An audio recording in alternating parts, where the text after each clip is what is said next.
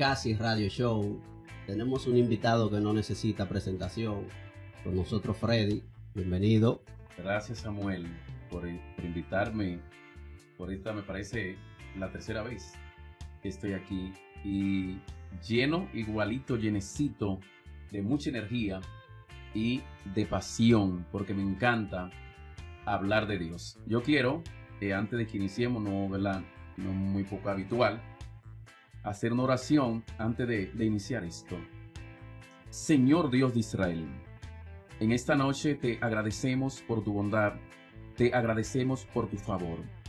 Te pido en este momento que tú tome algunas palabras de las que vamos a hablar y la lleve a un corazón que la necesite. No necesitamos mucho, necesitamos uno que reciba una palabra en esta noche. Amén. Amén. Y de seguro muchos de nuestros televidentes que ya nos siguen, de los pocos que tenemos, pero usted dice que con uno lo es más que suficiente, pero yo creo que con varios que vean el video se motivan. Sí, porque la idea es que si tú logras convencer a uno, ese uno se multiplica por generaciones, porque siempre que alguien aprendió, no aprendieron mucho todos juntos. A veces la palabra se le dio a un solo y ese comenzó a ser discípulo. De hecho, el Mesías enseñó ir y hacer discípulos. O sea, formar gente. Una forma de tú tomar terreno.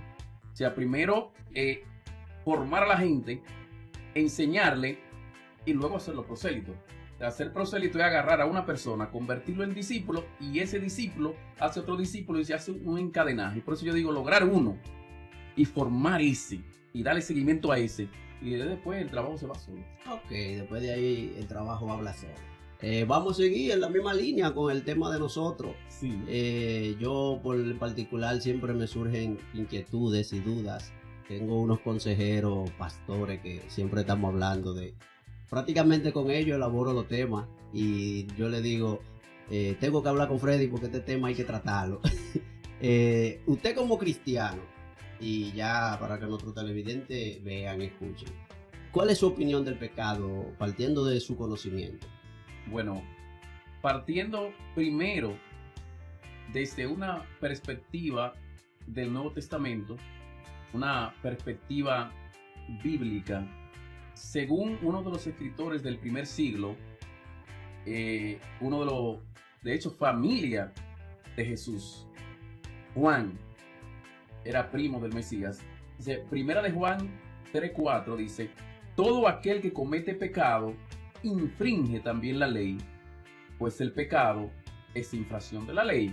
O sea, Juan nos está dando una definición de lo que es pecado y que hay que recordar que esta definición que da Juan no está de acuerdo con la definición que por lo general da la tradición, porque para la gente pecado es todo aquello que la gente considera como pecado, como que no existiera como una regla. Entonces Juan dice aquí que pecado es violentar una regla. Entonces a través del tiempo la tradición ha inventado un sinnúmero de pecados, o sea, cosas que no son pecado lo han inventado como pecado. Y Juan dice aquí que para algo ser pecado necesariamente de la perspectiva bíblica de él tiene que necesariamente violar una regla. Por ejemplo, muchas iglesias de diferentes nombres, una sea Pentecostés, Bautista y así por el estilo, siguen un código de vestimenta. ¿Qué dice la Biblia en cuanto a vestimenta, en cuanto a peinado y cosas así? ¿Hay una línea a seguir realmente? Precisamente es una tradición que podemos decir que tiene más de 1500 años.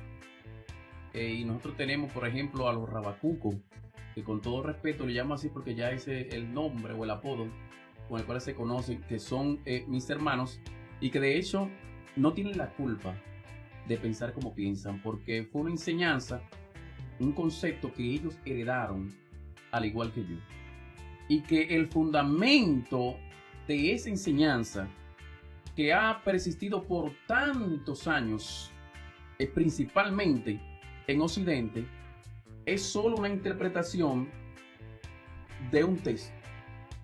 que está ubicado en 2 de Timoteo capítulo 2, versículo 9.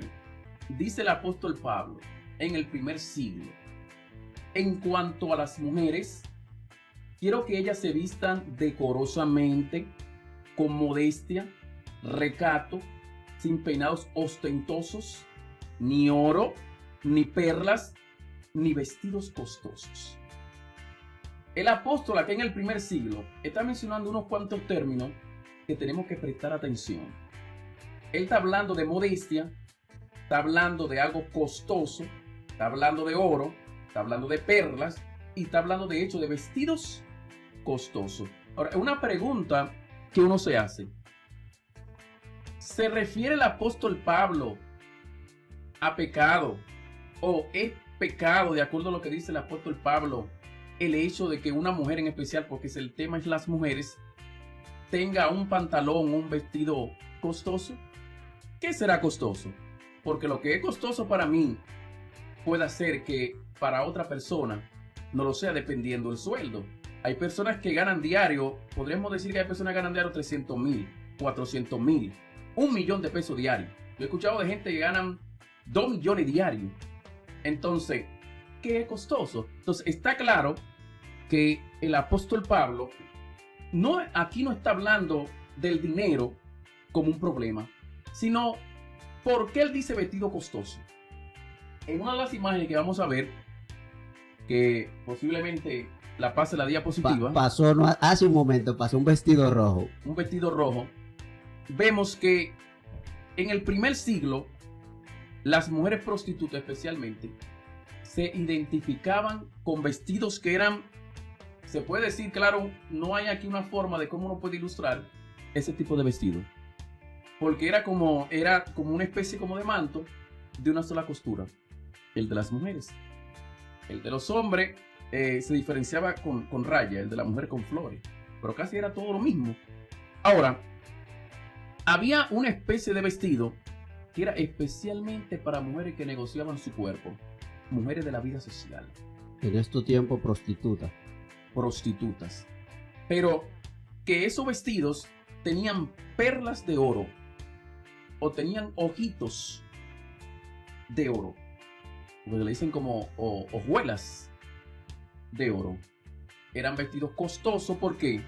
Porque tenían pedacitos, si se puede decir así, o ojitos de oro, perlas de oro. Y lo compraban específicamente esas mujeres para llamar la atención, y esa era una forma de ellas identificarse, que a legua el hombre que la viera sabía que era una prostituta. El apóstol Pablo le escribe a las mujeres judías y le dice, especialmente a las mujeres casadas, le dice que tienen que hacer todo lo posible por no vestirse con ese tipo de vestido, porque se pueden confundir con una prostituta.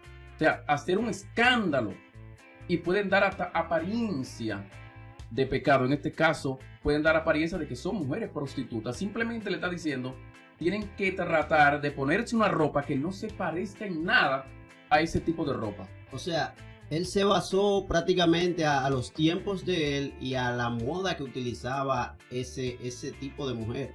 O sea, en ese tiempo las prostitutas. Si nos transportamos a la hora, las prostitutas normalmente utilizan faldas cortiticas, unos pantalones cortos, unos bajimamas encima. Pero entonces, a pesar de eso, porque ya en estos tiempos tenemos esa moda, ¿por qué en algunas iglesias se les exige que no usen pantalón ya sea largo? Pero si usted compara, es muy diferente un pantalón largo a la moda que utiliza una prostituta. O sea, usted me dice de que el apóstol Pablo hacía referencia a la vestimenta de esos tiempos, pero ¿por qué todavía en estos tiempos la iglesia sigue exigiendo que no usen, por ejemplo, pantalón? Es un caso más específico.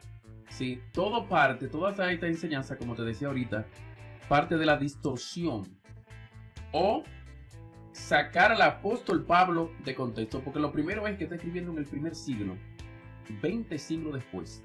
Es una cultura completamente diferente. Sería una mala interpretación de hecho sí. ¿Por qué? Porque Pablo dice vestidos costosos. todo aquel que tenga una chispa de inteligencia tiene que saber que Pablo aquí no está hablando necesariamente de dinero. Está hablando de un tipo de vestido que era costoso. ¿Por qué? Por su hechura y para los fines que estaba hecho. Entonces, tú como mujer, en ese tiempo no estamos hablando de una mujer cristiana, no. Una mujer judía, que dice de hecho el apóstol Pedro, que profesa piedad, tiene que vestir con pudor y modestia. O sea, aquí pudor y modestia ha sido sacado fuera de contexto, porque aquí cuando se habla de pudor y de modestia, la gente está pensando de una mujer que debe vestir con una falda que esté después de la rodilla. Está claro que el apóstol Pablo, cuando habla de pudor y de modestia y de recato, de cohibirse de ciertas cosas, no está hablando aquí de desnudez, de ropas reveladoras, sino más bien de ropa que identificaban por algunos elementos en específico, quién o qué mujer vendía su cuerpo y qué mujer no. Entonces, el apóstol aconseja: ustedes deben vestir como viste una mujer que no es de ese grupo. O sea, el apóstol Pablo no está diciendo es pecado vestir con un vestido que tenga lentejuelas, o que sea de oro, o que cueste 2000 shekels. Actualmente en Israel su moneda es el shekel. En ese tiempo se hablaba de denario y de talento. Vamos a decir un vestido que costara 3000 denarios, que un solo denario era suficiente para pagar un día de trabajo a un hombre. O sea, 3000 denarios. Era un escándalo. Solamente lo compraban esas mujeres porque era un negocio lo que tenían. Entonces el apóstol Pablo no está diciendo es pecado ese tipo de vestido. El apóstol Pablo no está hablando de ropa. Está hablando de un grupo, un tipo específico, un tipo especial de grupo que tiene que identificarse por causa de una situación. O sea, ellos llegaron al barrio y encuentran una banda que se identifica, por ejemplo, como hemos visto en estos días, que tienen una banda que tienen una correa aquí y que la correa tiene una insignia, y todo el que tiene esa correa se identifica con esa banda. Y que tú le digas a un hijo que tú puedas tener, o a tu propia hija: no quiero que me use correa caras, por ejemplo, porque ese tipo de correa es para un grupo específico y cuesta su precio, porque los que pertenecen a esa banda tienen que pagar un gran precio para pertenecer a la banda, y esa correa y esa hebilla en particular es costosa. Entonces tú le dices a tu niña: no quiero que te ponga nada costoso. No, pero ahí está el error. Ahí empieza el error, porque hay correas costosas que no necesariamente son las que ellos usan. Tenemos una situación de interpretación, y Pablo le añade a eso, peinados ostentosos, ni oro ni perlas.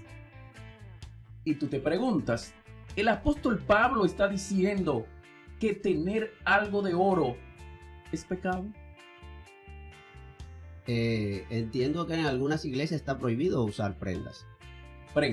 Pero cuando hablamos de prenda especialmente, estamos hablando de una camisa, estamos hablando de un pantalón, porque también otra cosa que en la tradición se ha difundido, porque los que difunden eso no tienen nada aquí, lamentablemente, ni siquiera se han detenido a buscar el término prenda. No, espérese. El significado. No, espérese, porque tampoco usted no me puede hablar más así, porque aquí salga tan evidente que sí. Estudien la Biblia, entonces ustedes ya podemos tener un conflicto en los comentarios.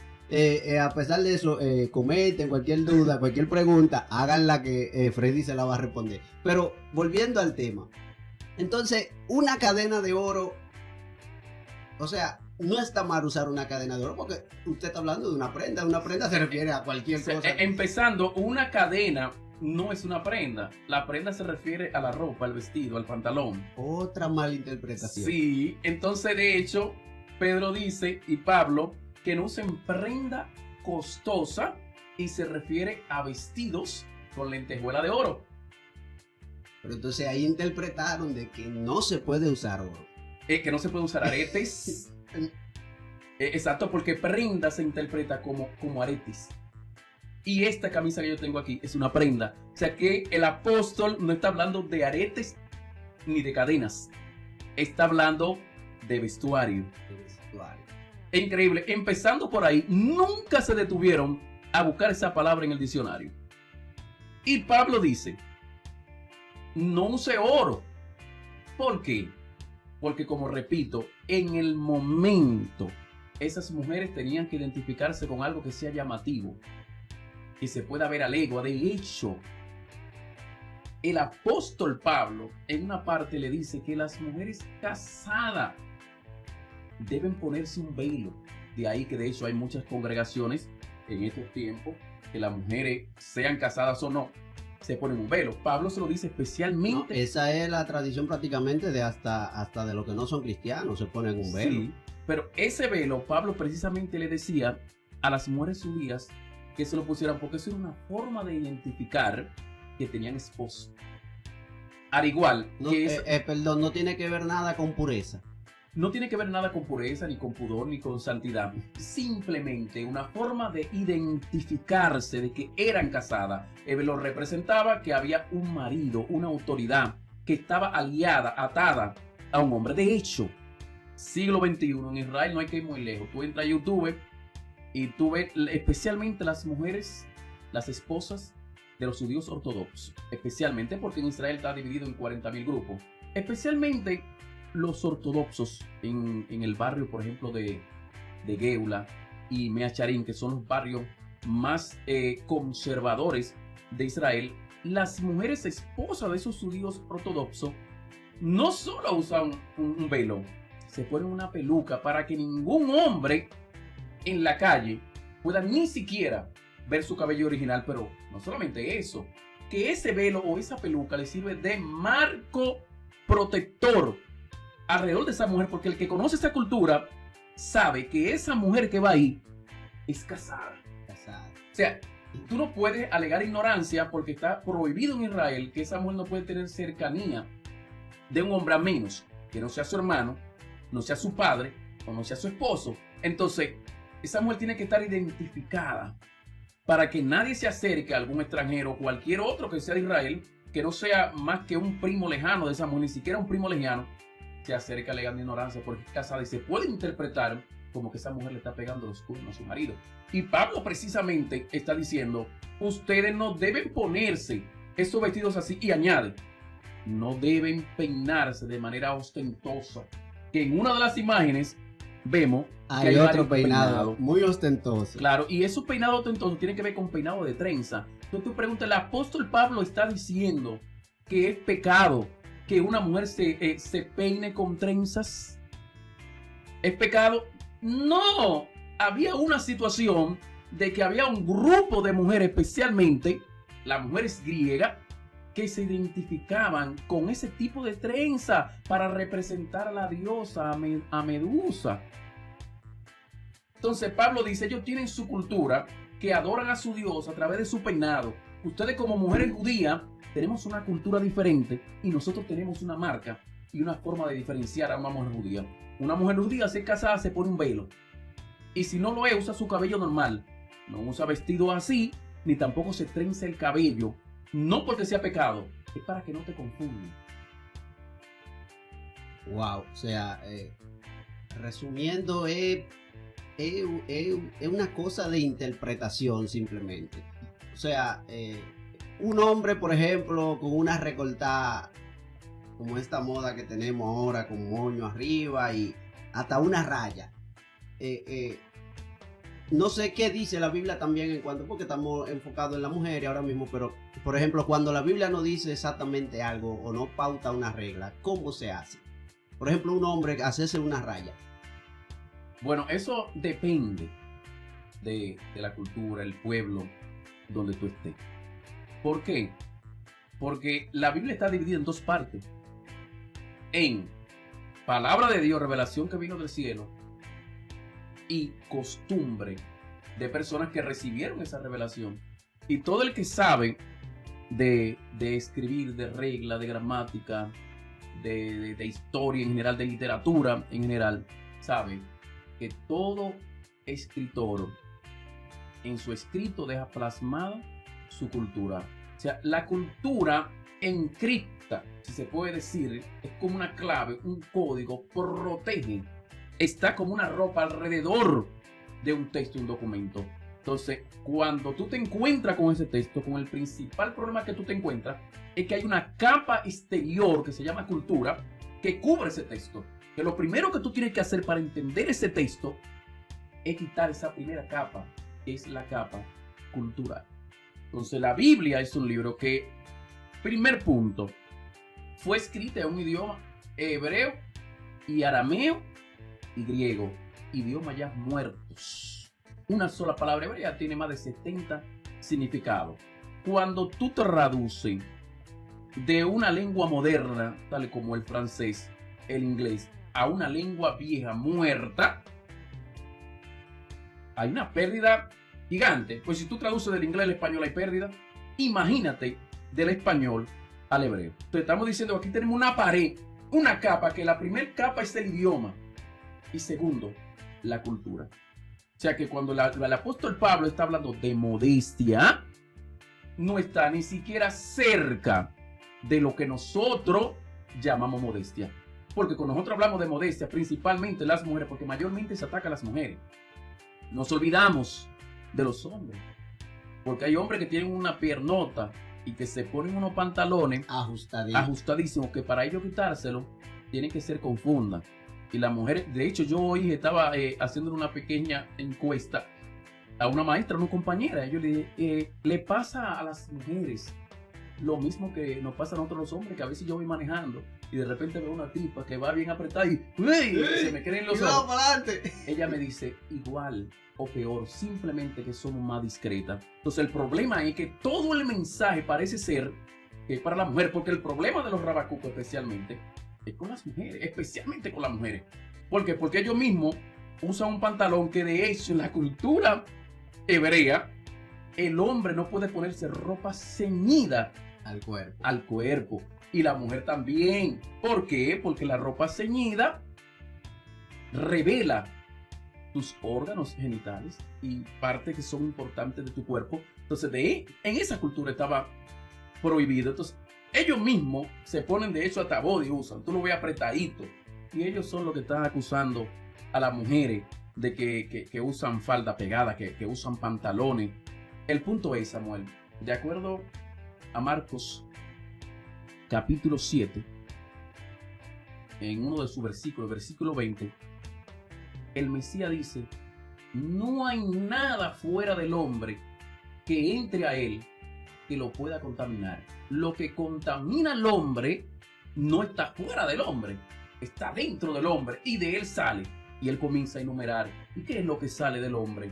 Los adulterios, los homicidios, los engaños, la arrogancia, la envidia, el celo. Estas cosas salen del hombre y contaminan al hombre. El Mesías está diciendo, el problema de la santidad o la no santidad está en una ley completamente moral. O sea, que todo lo que se señala como pecado en la sociedad, y tenemos que recordar que la sociedad vigila al cristiano con relación hasta el alcohol. Sí. Porque la Biblia de hecho dice oye, espérese, qué bueno, a ese punto, qué bueno que usted tocó ese punto. Ahí sí. Se siga, también siga. Sí, dice la escritura, no te embriagues, dice el apóstol Pablo, porque cuando te embriagas hay disolución. O sea, número uno, hablando claro, yo sé que me están escuchando pentecostal en este momento, me están escuchando, se están poniendo como raro, ¿verdad? Número uno, Pablo dice, no te embriagues. No es no tomes, es no te embriagues. No te embriagues. ¿Por qué? Porque el problema aquí no está en tomar y ni siquiera en embriagarse. Porque no es solamente que no te embriagues, porque si te embriagas estás en pecado. No hay un mandamiento. No te embriagues, porque cuando te embriagas hay posibilidades de que pierdas los sentidos y hagas cosas que tú no debes de hacer. O sea, no es que es pecado embriagarse, porque tú te embriagas, te acostaste, te dormiste y feliz de la vida, no te metiste con nadie. El problema es de que el que se embriaga, hay muchas posibilidades de que cometa cosas inmorales. No es inmoral emborracharse. Se pueden cometer inmoralidades. Lo que puede pasar después de estar embriagado. Entonces, Pablo dice, está creando como un marco protector. Un marco protector igual como el velo en la mujer. un marco, ponte tu velo para que nadie haga ignorancia y eso te cuida a ti, te protege, porque ningún hombre que entienda bien la cultura de Israel se le acerca a una mujer con un velo. Eso protege a la mujer de que vaya a pegarle los cuernos a su marido, porque ella se va a mantener lejos. Es un marco protector. Entonces, Pablo dice, no te embriagues. Y Salomón dice, no mires el vino cuando rojea. El vino que se usaba, por ejemplo, para la Santa Cena, ni siquiera era vino, porque hay que diferenciar la palabra vino de la palabra jugo de la vid o el jugo de uvas. Hay una diferencia, porque el vino es un producto de una descomposición del organismo de la uva. Cuando tú le dañas el organismo a la uva, entonces vienen virus y bacterias, se apoderan de la uva, estas se fermentan por virus y bacterias, y lo que sale de ahí es vino. Pero si tú no sometes a la uva que se le dañe en su organismo, se convierte en pasa. Ve, entonces Salomón te está diciendo, no mires la uva cuando está dañada. O sea, bébete el jugo. ¿Por qué? Porque te morderá como la serpiente. Salomón nos está diciendo que el tú tomar vino o tomar jugo de uva es santidad, y tomarte el vino de la uva, o sea, fermentado, el producto fermentado con virus y bacterias, eso es pecado. Pero beberte el jugo de la uva, del mismo producto, de la misma uva, eso es santidad. Salomón no está hablando de eso. Está diciendo que te morderá como serpiente. Pero hay gente que beben y le da con dormir. Y hay gente que no beben y viven haciendo lío y dando puñaladas. Exacto, hay mucho en la calle. Entonces, es que tenemos que quedar claro, mejor le fuera al hombre, como dice el apóstol Pablo, mejor le fuera no probar el alcohol, pero no podemos decir que la Biblia dice lo que no dice, porque eso es lo que ha creado la situación. Y hoy atacamos a los rabacucos, pero nosotros en parte seguimos siguiendo la misma tradición, y el Mesías en su tiempo encontró que ellos tenían como regla leyes que no eran divinas, porque cuando el Mesías apareció en el primer siglo, lo que él encontró no fue la ley de Moisés, fue todo lo contrario. Lo que se nos vendió a nosotros era que los fariseos tenían conflicto con Jesús porque Jesús estaba en contra de la ley de Moisés. Todo lo contrario. En Marcos 7:20, el Mesías dice, ustedes con sus tradiciones humanas han violentado el mandamiento a tal punto de decir que es más importante la ofrenda, llevar la ofrenda al templo, que ayudar a su mamá. Hasta el punto violando, así dice el Mesías, los mandamientos con sus tradiciones. Entonces, es mucha carga que mucha gente de hecho se descarria o se aparte de la iglesia y se le hace imposible volver porque le ponen demasiada carga. A veces carga imposible de llevar. ¿Por qué? Porque cuando una gente se acostumbra, especialmente una mujer, se acostumbra a andar con sus pantalones porque ella entiende que con su pantalón se ve bien, no le gustan las faldas y hay cuerpos que son ñoños, delicados, que le pegan en los pantalones. Entonces tú traes a esa mujer a la iglesia que no puede usar pantalón ahora. Claro, y tú la vas a meter en una guerra, en un problema que no debería de existir esa guerra. Pero al tú traer el evangelio, ahora tú la has hecho más hija del mal que lo que era antes. Porque ahora hiciste muchísimas cosas para ganarla, pero ahora la tienes en la iglesia y le dice, no te puedes poner una gorra, no te puedes poner pintalabio, no puedes hacer esto, no te puedes poner pantalón.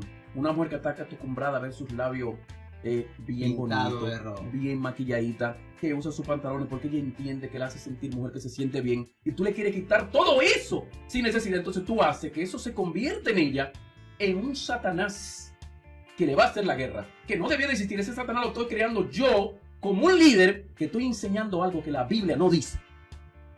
Y le crea una guerra a esa gente. ¿Sabe qué hace la gente?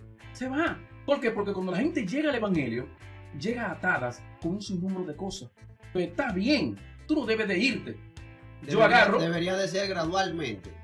Claro, y yo opino, no es que te vaya, pero una gente que todavía no tiene profundidad, no tiene raíces, tú le dices, quítate esto y ponte esto, de manera bruta. Una mujer que yo principalmente, a mí no me gustan los pantalones de tela fina, no me gusta, a mí me gusta mi pantalón jean, que yo vaya a una iglesia que me digan, Freddy, usted para predicar aquí tiene que tener pantalón tela fina y tener corbata. A mí no me gustan las corbatas, yo no voy a predicar en tu iglesia porque no me gustan, ¿entiendes? Entonces, esa es la situación. Cuando tú creas reglas, tú creas demonios. ¿Cómo va a ser? Sí, claro. Porque si tú le dices a tu niña Samar, yo no quiero que tú veas novelas, aunque en la novela ella pueda aprender cosas positivas y negativas, porque no todo es malo, automáticamente con esa regla tú acabas de crear un Satanás.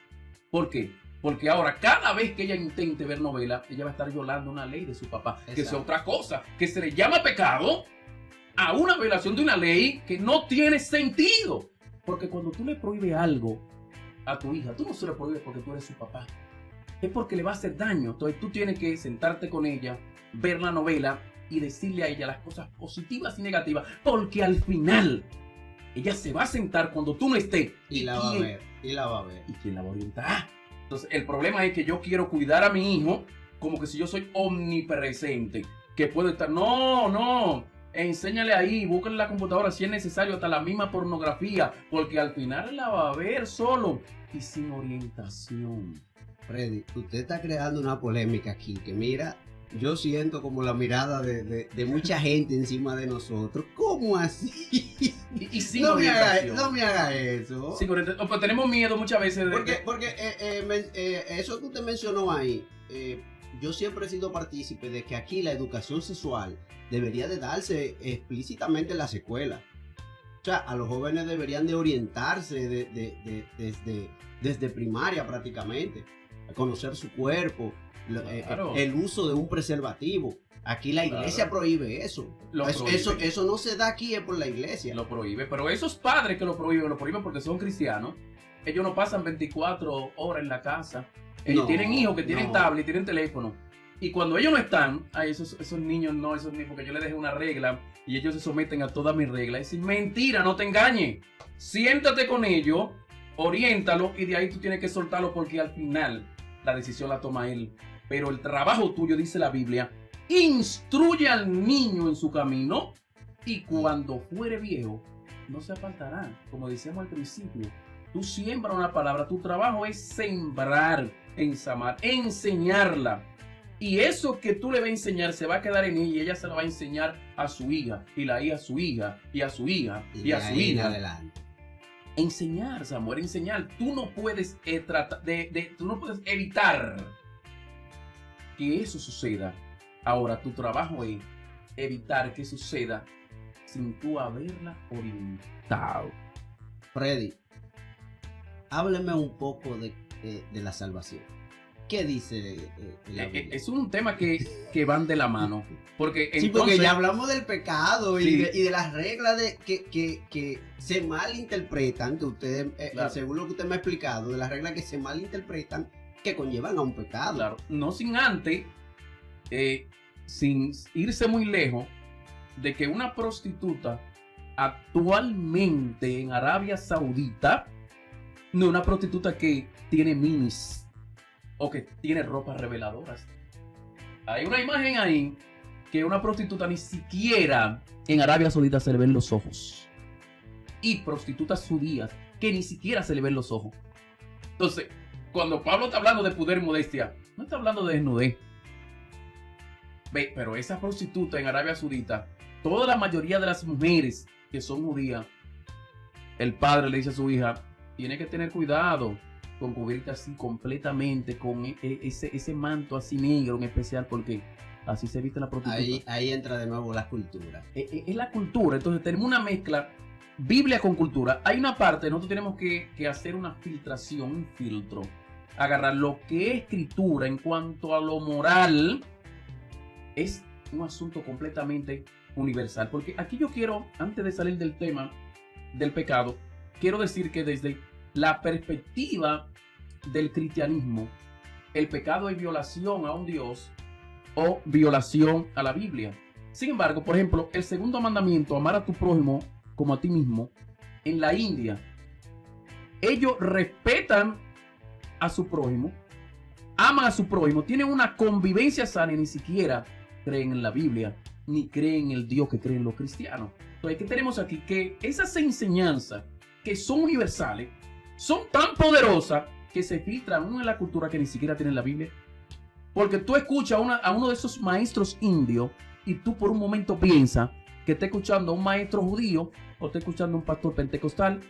¿Por qué? Porque ellos analizan el pecado no desde una perspectiva religiosa, sino de una perspectiva o en base de causa y consecuencia. O sea, en cualquier parte del mundo, no importa la cultura, la convivencia buena, las relaciones interpersonales sanas son buenas para todo el mundo.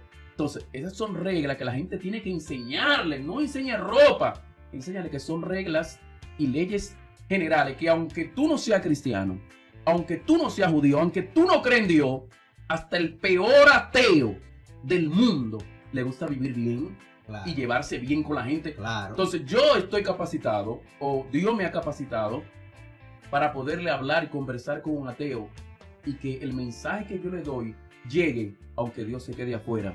Pero al final el mensaje, que es el objetivo, va a llegar. O sea, el indio habla de amor, sin embargo, el metafísico, él no cree en el Dios personal que tú y yo creemos, pero no lo necesita para convivir de manera correcta. Entonces tenemos un para sinnúmero seguir los mandamientos, claro, porque al final se siguen los mandamientos. Claro, tenemos un sinnúmero de cristianos que sin embargo tienen un Dios personal, dan mucho honor, dicen mucho aleluya, hacen muchas cosas en honor de ese Dios, sí, pero su comportamiento es muy lejos de lo que enseña ese Dios. Entonces esta gente dice, yo no creo en ese Dios que tú crees personal, pero creo en el Dios que ayuda al prójimo. Yo creo en la buena convivencia, en la convivencia correcta. Entonces, ¿qué te quiero decir con todo esto? Que este mensaje que yo estoy dando aquí, en este momento, si yo lo hablo solamente desde la perspectiva cristiana, el indio, el hindú, no me va a entender.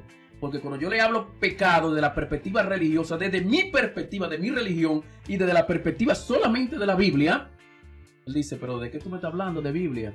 Ahora, si yo le hablo a ellos de causa y efecto y de llevarme bien o mal con la gente, hay conversación, hay un tema. Entonces, hay algo. Entonces el pecado desde la perspectiva hindú no existe. Porque no se trata ellos de... Porque el pecado está siempre relacionado con un Dios.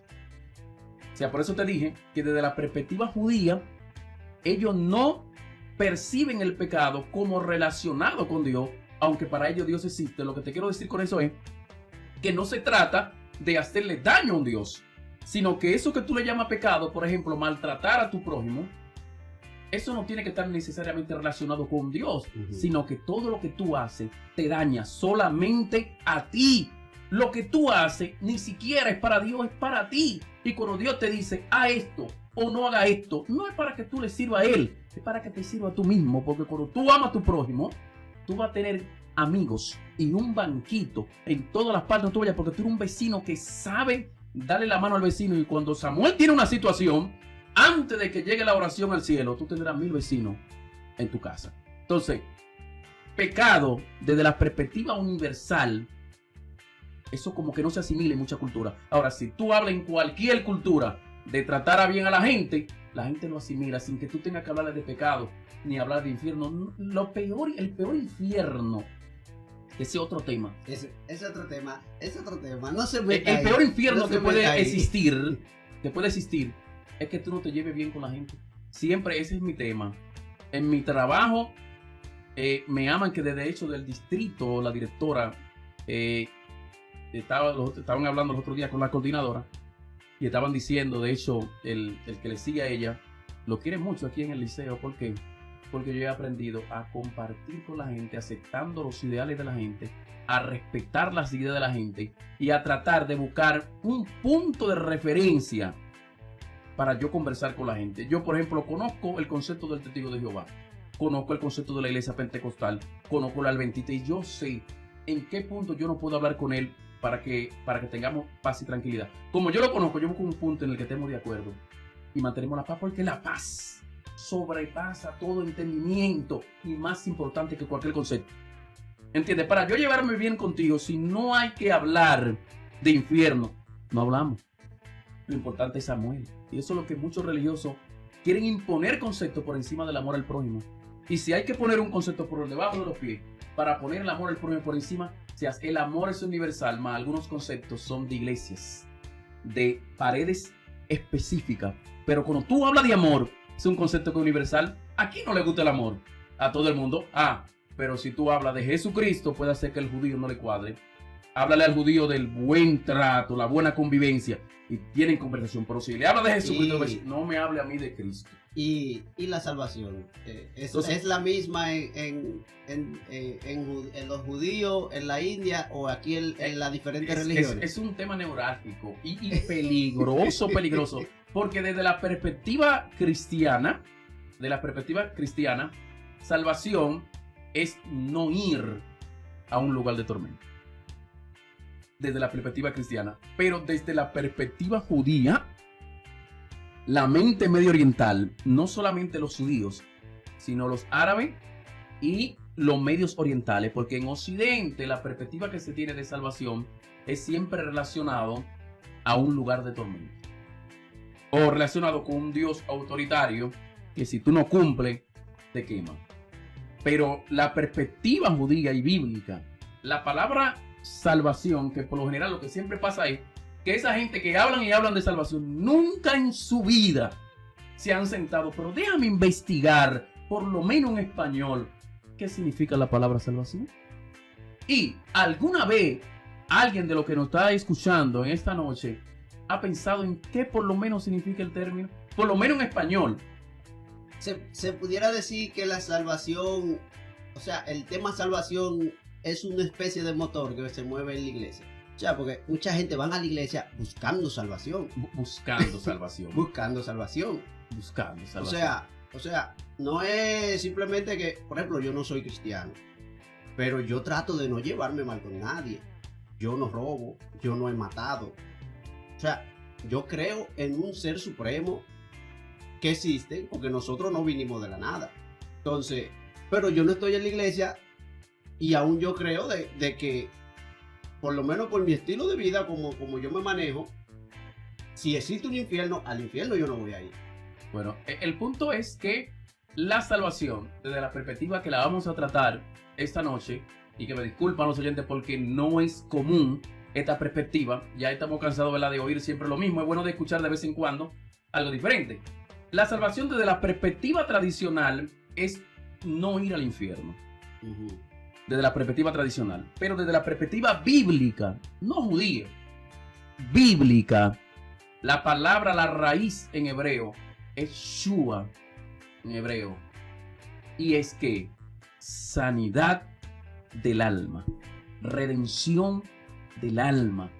¿Qué implica esto? Que desde la perspectiva bíblica, histórica, el hombre viene a este sistema de cosas, sale de la mano del creador limpio, porque todo lo que sale de la mano del creador sale limpio. Al entrar a este sistema de cosas, se ensucia y comienza a incorporar en su sistema natural y santo organismos que son dañinos. Entonces, en consecuencia y en relación de ese ser humano que se ensució, se dañó, se enlodó después que estaba limpiecito, entonces en consecuencia de se necesita un salvador. Pero alguien que traiga un mensaje. Ahora, ¿en qué consiste ese salvador?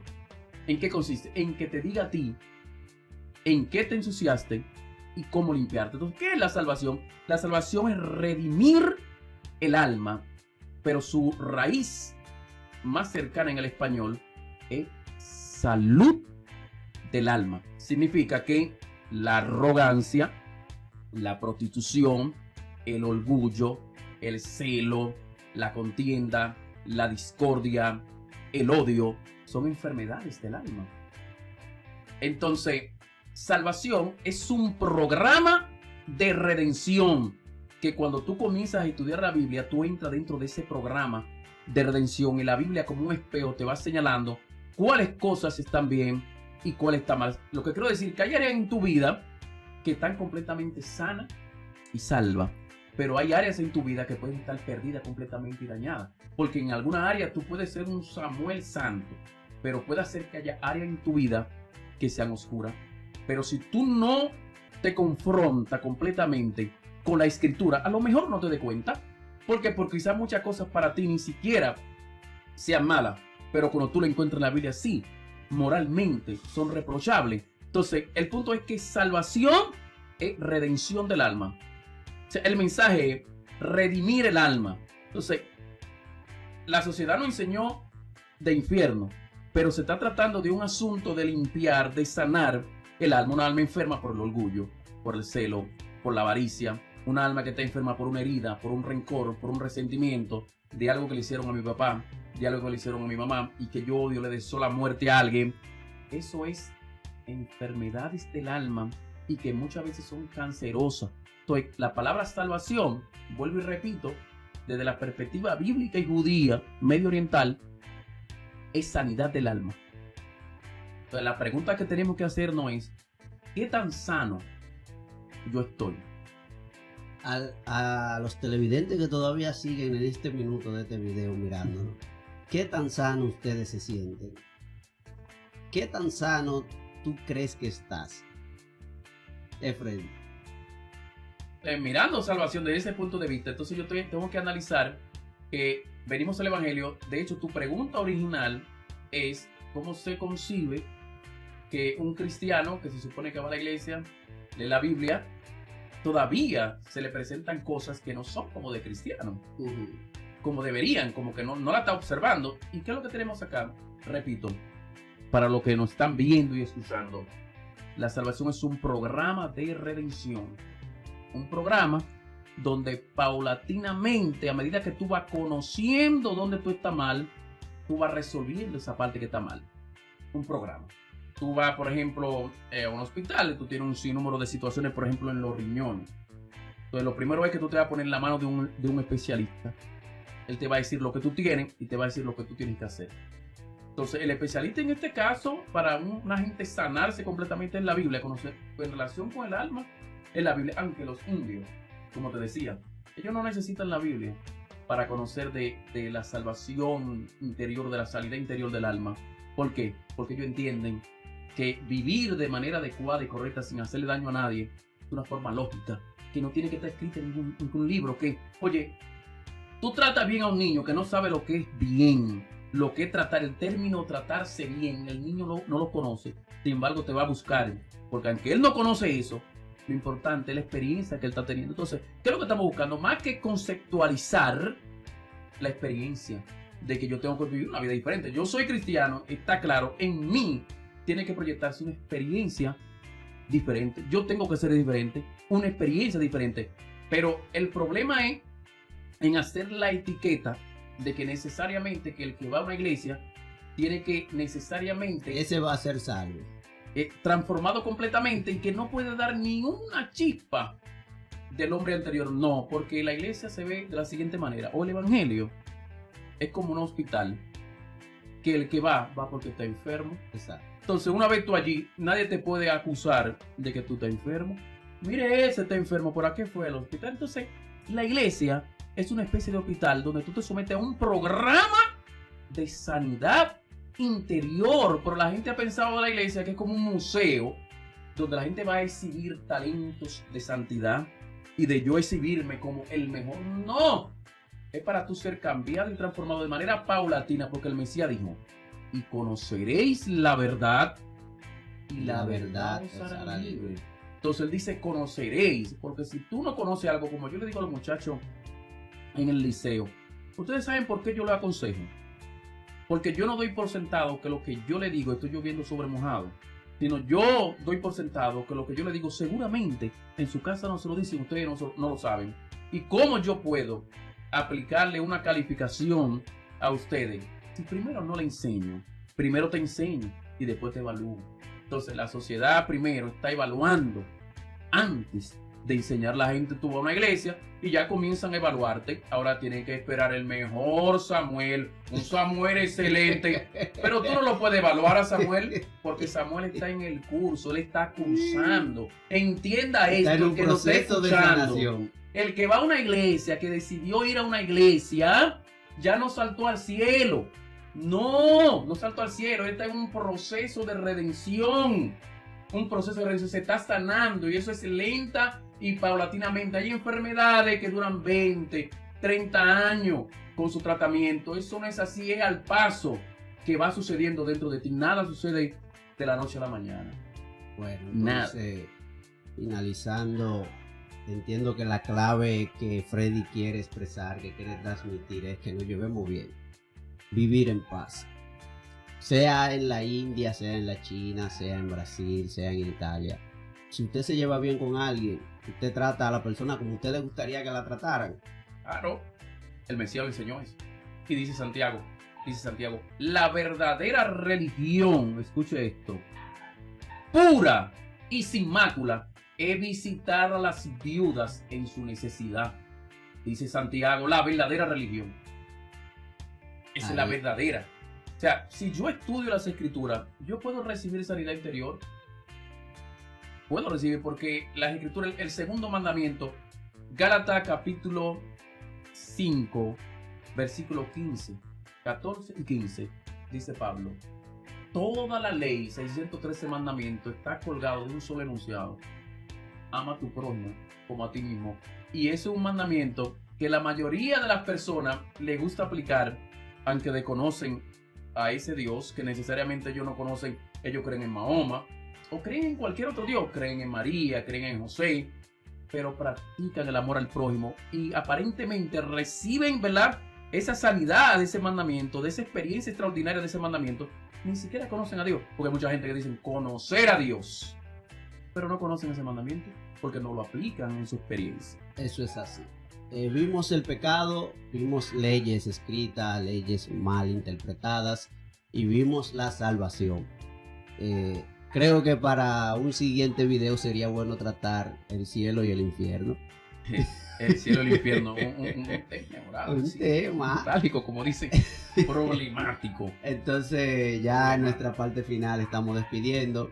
Recordarle a nuestro televidente, a los que nos siguen en este minuto, que de verdad muy buen contenido, muy buen dominio de nuestro querido Freddy, talento oficial de Casi Radio Show. Suscríbanse, compartan, comenten, cualquier duda, no importa, comenten, que nosotros la debatiremos. Freddy, despídase. Claro, señores, recuerden la palabra del apóstol Pablo: vestido costoso, peinados ostentosos, de trenza, no importa el peinado que tú tengas. Pablo no estaba hablando de peinado, estaba tratando de que su grupo de judías se diferenciaran de un grupo de mujeres que socializaban de la manera más íntima con los hombres, o sea, que vendían. O sea, tenemos que sacar de nuestra cabeza que la santidad está afuera, la santidad es de adentro hacia afuera. Hacia afuera. Casi Radio Show se despide.